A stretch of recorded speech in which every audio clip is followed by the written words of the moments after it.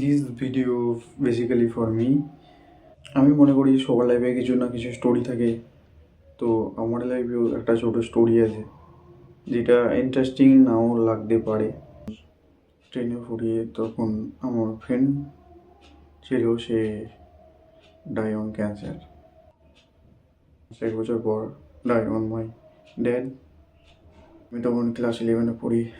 পড়া চালিয়ে যাওয়া আর ডিফিকাল্ট। সেই পরিস্থিতিতে আমার ঠাকুমা আর মা অনেক হেল্প করেছে আমার স্টাডি এগিয়ে নিয়ে যাওয়ার জন্য। আমি বেসিক্যালি বিলং করতাম lower middle class family, but আমি বুঝতে পেরেছিলাম অনেক ডিফিকাল্ট। তো সেই সময় আমি কিছু কোডিং ল্যাঙ্গুয়েজ শিখতে থাকি ক্লাস 11-এ চলাকালীন। ওই ফিল্ডটা আমার ঠিক পছন্দ হয়নি।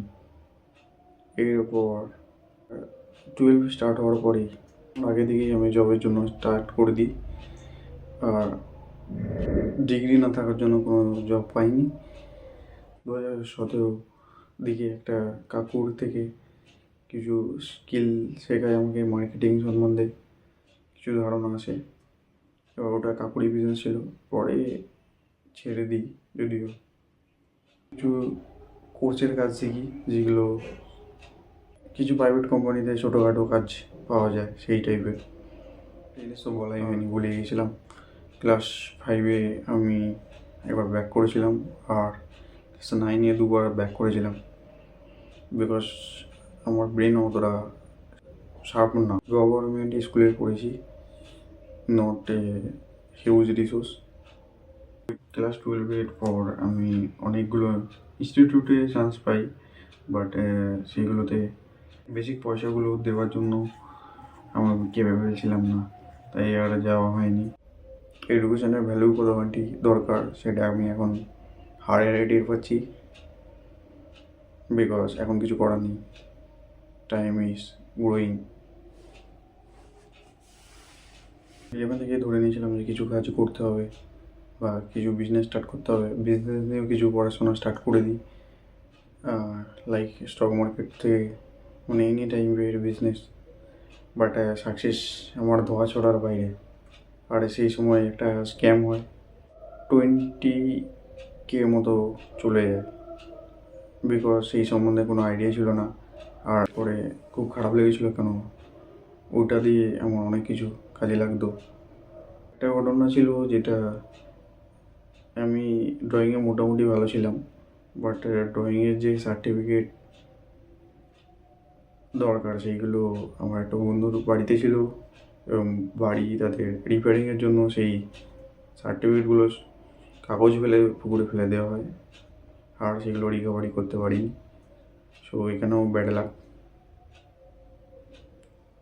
ম্যাথামেটিক্সে কনফিডেন্স লেভেল -2000 হয়ে যাবে। এবার ইংলিশ স্পিকিং তো বুঝতেই পারছো কীরকম, একদম।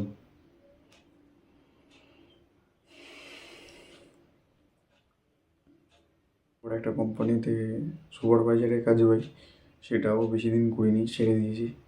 এরপর আসে 2019, তখন একটু সিরিয়াস হওয়ার সময় বুঝতে পেরেছি, তাই প্রাইভেট কোম্পানি জয়েন করি এবং সেখানেই কাজ স্টার্ট করি। এবং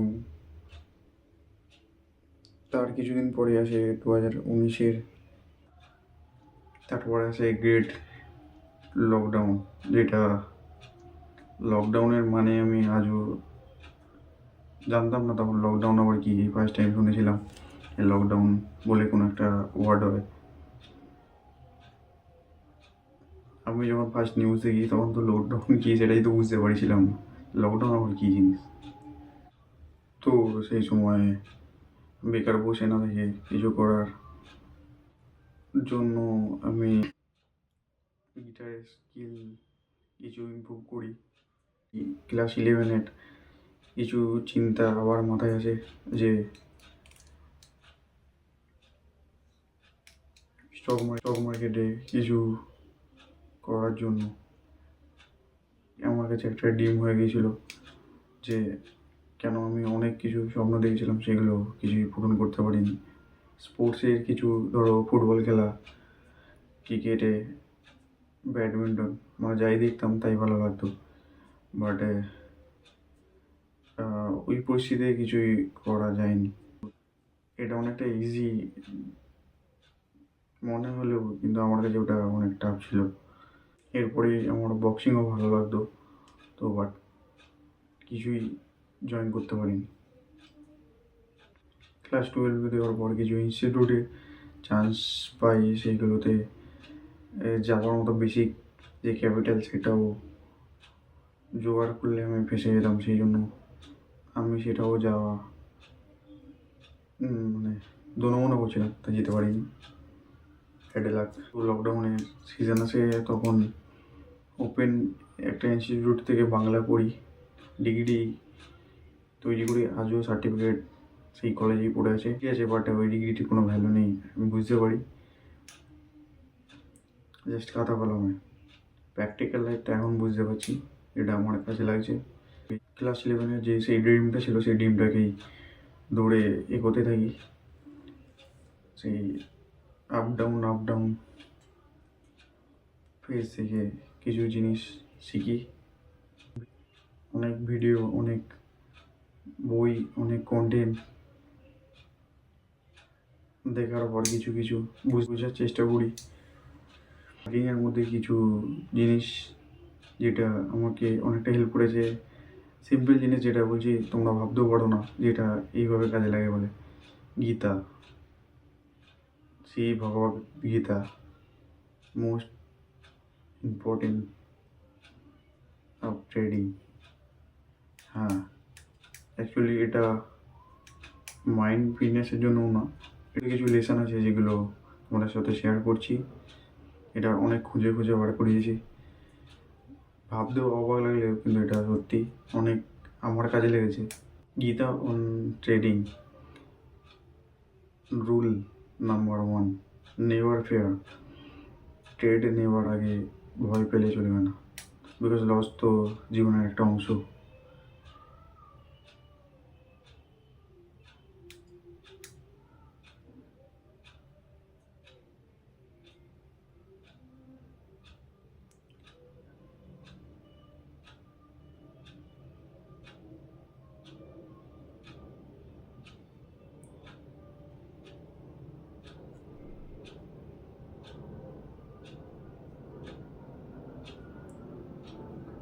সেকেন্ড নম্বর হচ্ছে এনিমি আর কেউ নয়, এনিমি আমি নিজেই আমার নিজের এনিমি, বিকজ এখানে জাস্ট একটা কম্পিউটার থাকবে, কিছু বোতাম থাকবে আর মাইন্ড কাজ করবে, যেটা দেখবে সেটারই উপর রিয়াকশান হবে, তোমার সঙ্গে তুমি থাকবে আর কেউ থাকবে না। Rule number 3, avoid anger and greed. রাগ আর লোক গিয়ে এড়িয়ে যাওয়াটাই এখানে বুদ্ধিমানের কাজ। গ্রিড রাখতে হবে অল্প, সেটা গ্রিড না, বাস তোমার স্ট্র্যাটেজি অনুযায়ী যেটা দেবে সেটাই। গ্রিড জিনিসটা কেউ সঠিক বলতে পারিনি, আমিও বলতে পারবো না হয়তো। Learn from your past mistake, because আমি আমার ভুলগুলো থেকে শিখতে চাই এবং শিখতে পছন্দ করি। আমি আমার ভুলগুলো থেকে শিখতে পছন্দ করি, কেন এটাই আমারকে এগিয়ে নিয়ে যেতে অনেকটা হেল্প করে চলেছে, আমার ট্রেনিং জার্নি বলো, আমার পার্সোনাল লাইফ বলো। Number 5, it is okay. সব ঠিক আছে, লস হয়েছে ঠিক আছে, লাভ হয়েছে ওকে।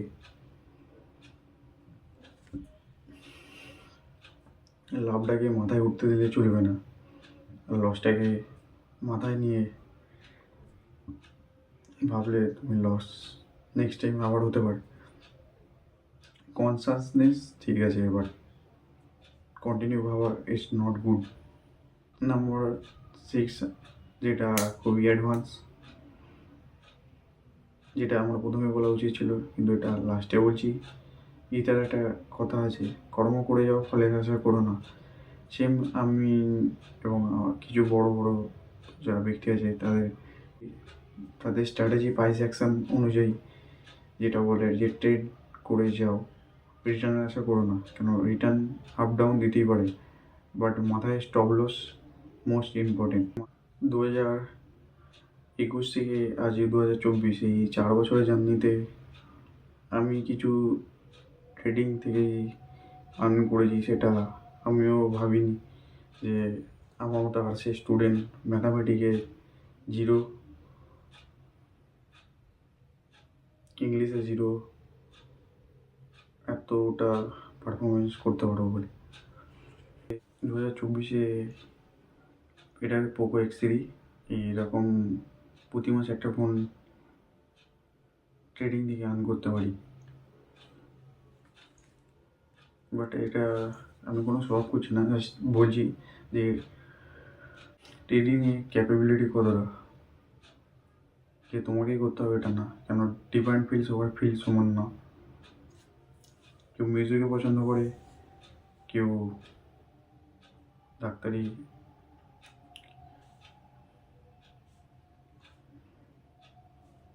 এই ফিল্ডে আমার 0 নলেজ, 0 এক্সপিরিয়েন্স বলতে পারো, বিকজ আমি আমি এটাই মনে করি।